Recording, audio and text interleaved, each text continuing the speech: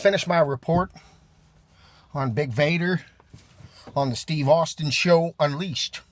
He did the first interview on the Steve Austin podcast, and then he did the second one on Unleashed, where Mr. Austin can let the superlatives fly, if you will. Superlatives, F words, everything. This was a very interesting interview. They got into the famous match between Big Van Vader and Stan Hansen, where Stan Hansen hit him with the cowbell right into the match, popped his eye out. Vader popped his eye back in and wrestled for 27 minutes with his eye popped after his eye had been popped out. Immediately after they discussed that, Vader started asking Steve about the incident where Steve had gotten his neck broken by Owen Hart.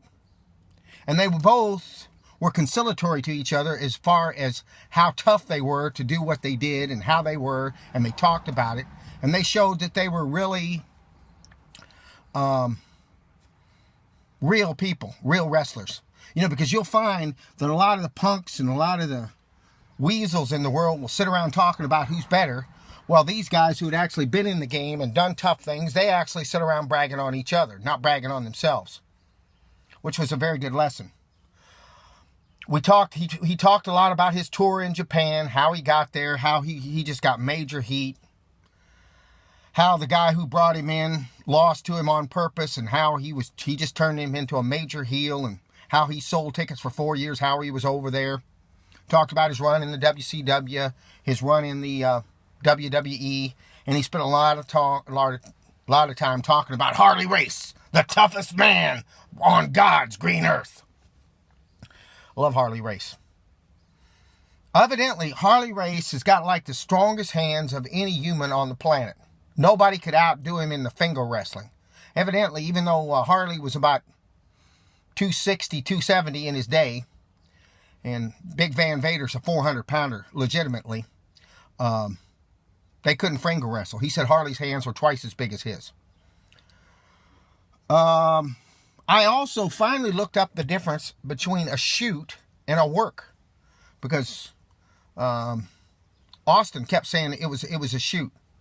A shoot comes from the Carney days. It's straight shooting. In other words, it actually happened. Like it was a shoot that Steve Austin broke his neck. That was a shoot. That actually happened. He broke his neck. That was not wrestling. Now, if he faked his neck and he walked around in the thing and his fake was neck, that would be a work. I didn't really realize that. So that when he'd say, you know, it's a shoot, that means it's a straight story, that it actually happened that way. They weren't in kayfabe. So anyway, I really enjoyed it. Mr. White is a very neat guy. Vader had a hell of an experience. He seems like a really nice person. He's nothing like I thought, because frankly, when he came up, we're about the same age. I think he's 6 or 7 years younger than me, but he was born in the 60s sometime. I didn't really like his style. He seemed to be too much over the top, too aggressive, too much. Because I had grown up during the 70s, during the time when Ric Flair and Harley Race and those guys were around, and it was all psychology. And Vader spent some time talking about how Harley taught him psychology, and Harley taught him, he said, Harley, when he thinks you're going too slow, slow down some more.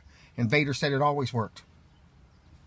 By the way, I'm actually going to spend some time talking at some point about who I think is the greatest ring psychologist of all time, Jake the Snake, but not today. Okay, we'll catch that interview on Steve Austin Podcast Unleashed, Big Vader. I really enjoyed it. Vader, you're a great guy, one of the greatest of all time. Oh, and that goes without saying about Mr. Austin. Bye-bye.